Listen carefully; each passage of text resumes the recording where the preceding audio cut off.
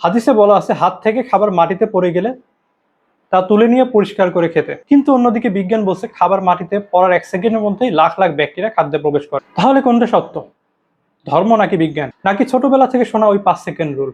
প্রথমে বলে রাখি, পশ্চিমা বিশ্বের বানানো 5 সেকেন্ড রুল পুরোপুরি ভুয়া। ব্যাকটেরিয়ার কাছে কোনো স্টপওয়াচ নেই যে সে 5 সেকেন্ড ওয়েট করবে। বিজ্ঞান প্রমাণ করেছে খাবার মাটিতে পড়ার মাত্র কয়েক মিলি সেকেন্ডের মধ্যেই মেঝে থেকে ব্যাকটেরিয়া খাদ্যে ট্রান্সফার হয়ে যায়। কিন্তু ব্যাকটেরিয়া কত দ্রুত ছড়াবে তা নির্ভর করে খাদ্যের উপর। শুকনা বিস্কুট পড়লে জীবাণু কম ছড়াবে, কিন্তু রসগোল্লা বা তরমুজের মতো ভেজা খাবার মাটিতে পড়লে সেটা ব্যাকটেরিয়ার জন্য একটা ম্যাগনেট। সেকেন্ডের ভগ্নাংশেই সেই খাবারটা বিষাক্ত হয়ে যেতে পারে। তাহলে হাদিসের কথাটা কি ভুল? না, একদমই না।